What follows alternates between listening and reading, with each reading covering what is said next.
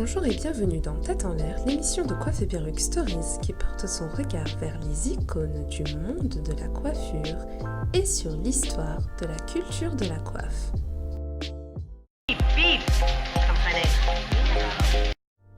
Dans l'édition d'aujourd'hui, on va s'intéresser à Jesus González, un révolutionnaire de la coiffure aussi appelé Patrick Alès. Mon parcours est un parcours totalement atypique.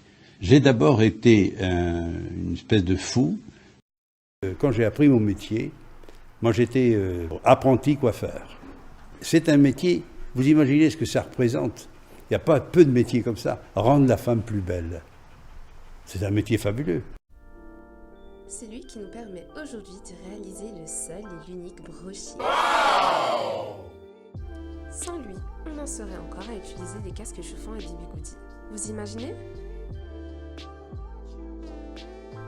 Et oui, c'est grâce à ce brave monsieur d'origine espagnole que lissage, création de volume et de mouvements ont été facilités par le brushing qui a universalisé une méthode de coiffure dans le foyer des particuliers.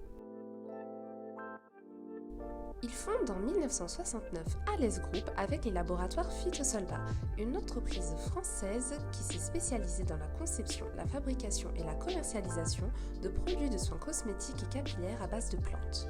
Or, le coiffeur et entrepreneur diversifie ses activités avec l'acquisition des laboratoires Lierac en 1979 qui le plonge dans le milieu des soins dermatologiques. Il varie encore son répertoire d'activités en 1998 en rachetant la marque Caron, spécialisée dans la parfumerie. En 2015, Patrick Alès quitte la présidence du directoire de son groupe en conservant celle du conseil de surveillance qu'il a légué à son fils Romain l'année dernière. J'ai décidé de faire des produits à base de plantes pour les cheveux en 60. J'ai déposé une marque qui s'appelait Phyto. C'était la première marque en cosmétique. Les seuls qui ont cru en mes produits, ce sont les dermatologues de l'hôpital Saint-Louis. Il a eu l'occasion de travailler avec Balmain ou encore Givenchy.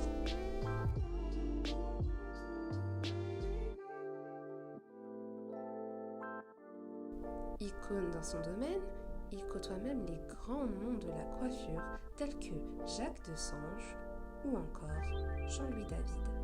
Sa renommée lui a même valu plus tard de coiffer des personnalités comme Brigitte Bardot, Edith Piaf ou encore Jackie Kennedy. Malheureusement décédé le 20 mai dernier à l'âge de 88 ans, ce révolutionnaire de la coiffure méritait de figurer dans notre émission.